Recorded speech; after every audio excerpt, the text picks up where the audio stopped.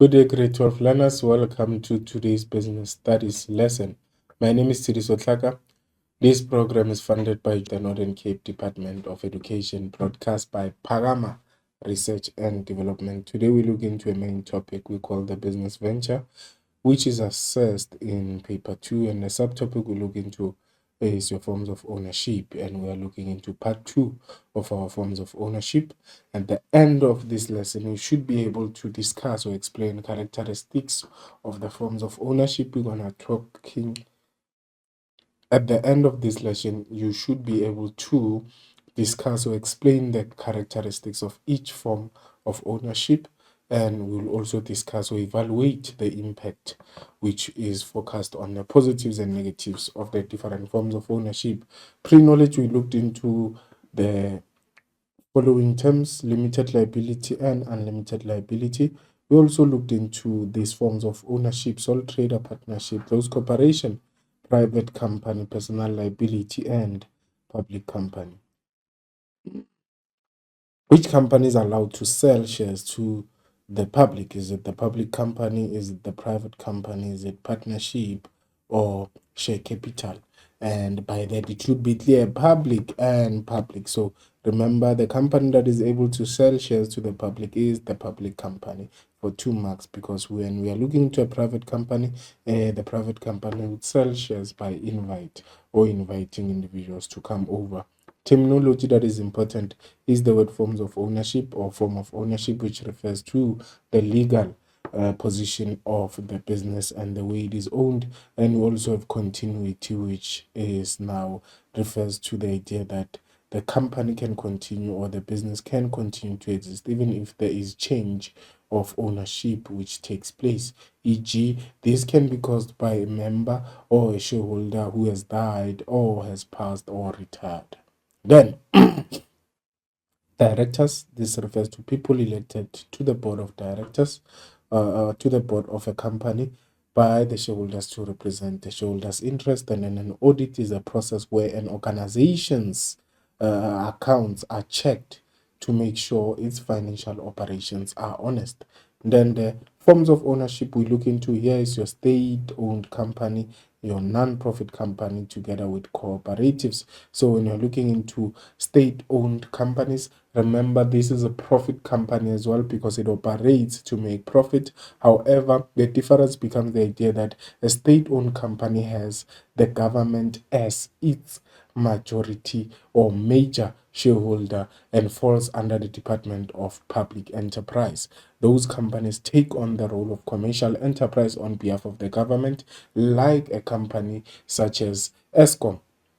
Then, characteristics of a state-owned: the name ends with SOC to show state-owned company, and SOC is listed as a public company, and then it is owned by the government and operated for profit.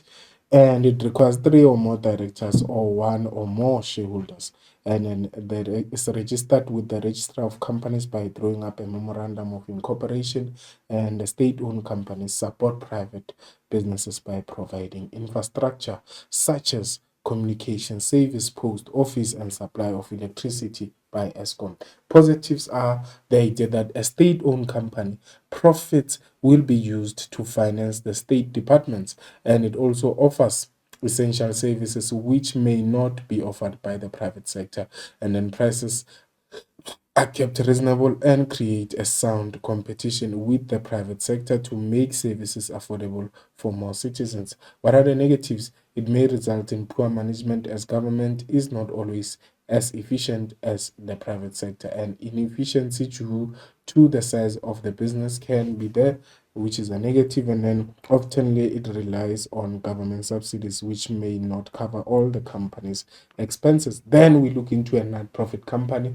This is a company that is operated for the mere reasons not to make profit.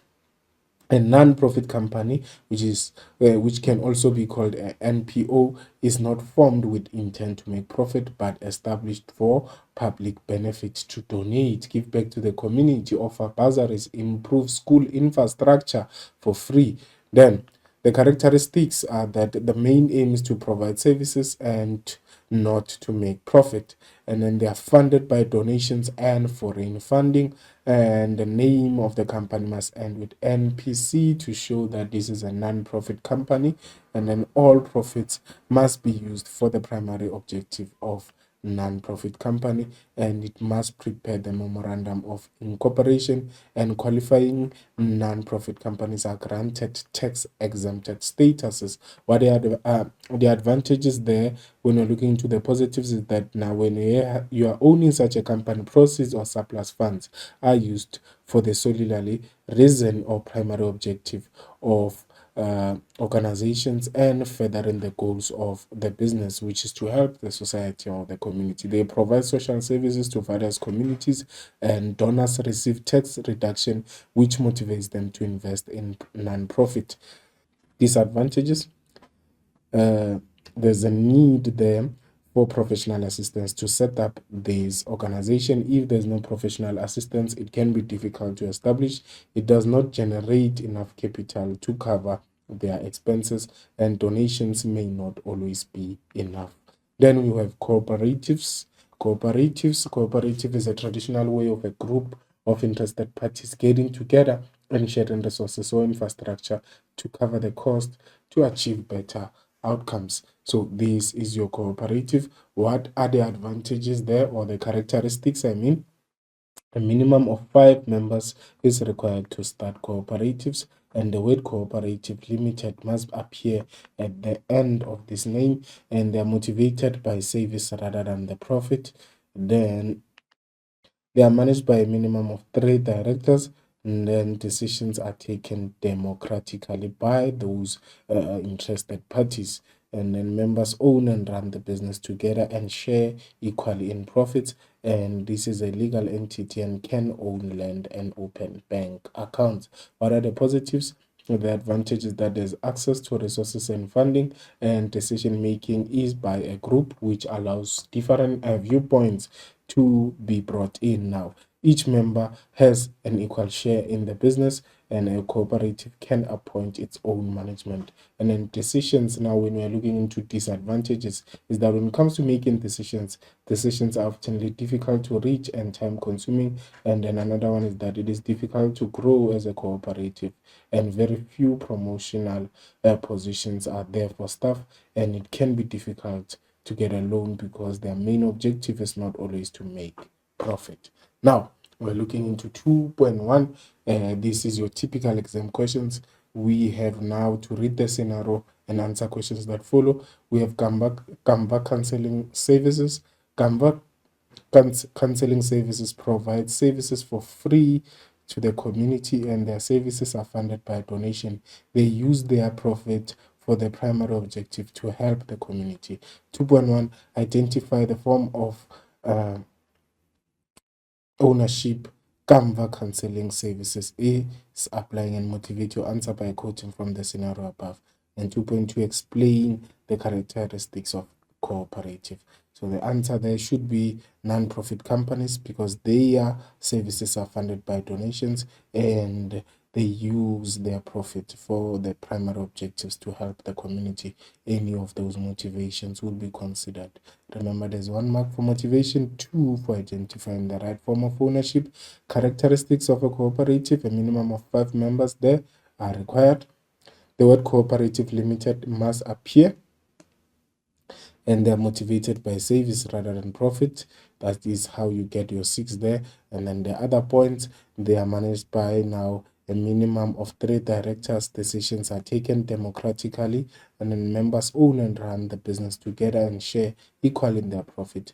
And the legal entity is a legal entity and can own land and bank accounts, and must be registered with the registrar of now cooperative societies. And the objectives of cooperative is to create mutual benefits to the members. So that is your lesson over there. Remember, we looked into the following: cooperatives, state-owned companies, and non-profit companies. So that is our lesson, just to complete what we did in our first part of our lesson. So remember to study and also love what you do, because your education has the key to bring out the best out of you. So thank you for watching.